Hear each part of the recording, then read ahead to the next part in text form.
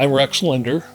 I'm senior attorney with Howell, Royster, Velker & Allen, a law firm here in town and actually around the state. I'm from Chicago originally, graduated from Hyde Park High School, and after Hyde Park came down here to go to Bradley, and I've been in Peoria pretty much ever since. It was always expected I would go to college. My two sisters did, my parents did, so that was a given. But I wanted to be a lawyer since I was probably 5 years old. So I knew I was going to college. I knew I would go to law school. And just kind of hit on Bradley, driving distance from Chicago. And I loved the campus, and it's one of the best, next to marrying my wife, one of the best decisions of my life.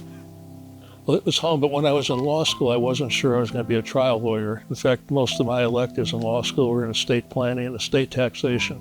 But I came back joined Howell, Royster, Velker & Allen, and they make you try a few lawsuits because they figure regardless of what you're going to do, you have to be comfortable in a courtroom if you're going to be a good lawyer. So within a few months of starting with the firm, I had my first jury trial and we won it. And the two of them kind of just put me down that highway to be a trial lawyer.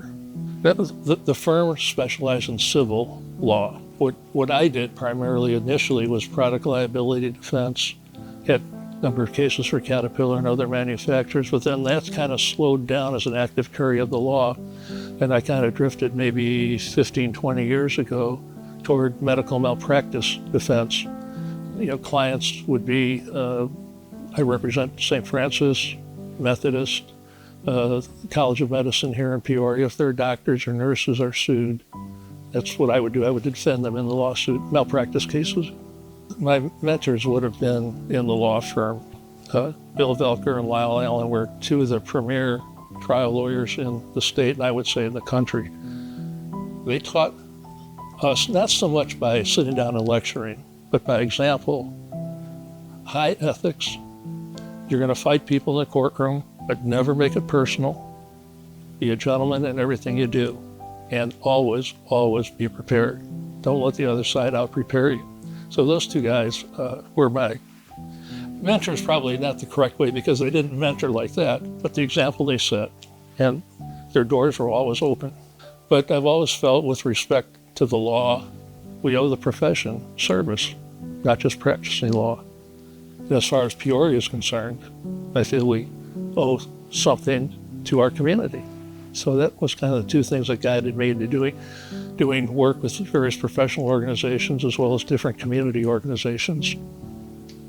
I've had many rewarding experiences in life. I've been very fortunate, but one of them was to be vice chairman of the National Red Cross. It's a number 2 position, volunteer position in the country. The president of the Red Cross was appointed by the President of the United States, so I couldn't go any higher. But where I was going with this, I had the opportunity to serve on that Board of Governors of the National Red Cross during 9/11 and the aftermath of 9/11. At 9/11, of course, we lost more Americans than Pearl Harbor. And it was a terrible tragedy.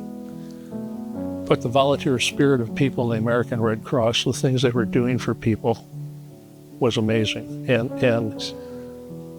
the outgrowth of support for the Red Cross from Americans and the distribution of funds to get to people and helping families who had lost loved ones, to be part of that, a small part of it, was very meaningful. I think we all have moments when we're unsure if we have the talent or the ability to go to the next step in your career.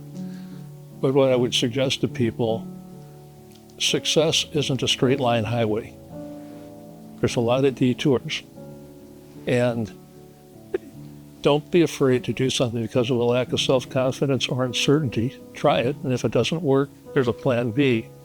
I think leading by example is critically important.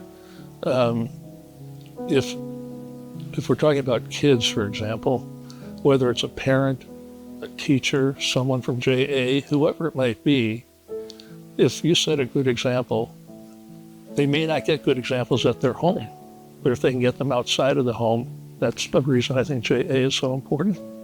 Those are the essentials of life. Those are the things these kids will face throughout their life.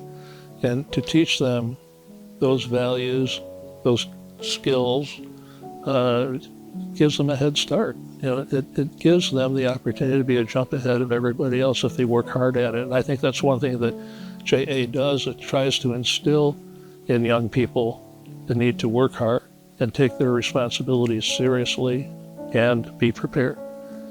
Junior achievement is very important to the Peoria area. You teach kids from K through 12 about the necessities of life. In other words, necessities mean how do you manage your time? How do you hopefully manage your money? How do you set goals for yourself to achieve? I never got that when I was young. They didn't have junior achievement or area of Chicago where I live. But if we can train our young people to develop these life skills during that age in life, they're so much ahead of other people who didn't have the opportunity that JA kids have.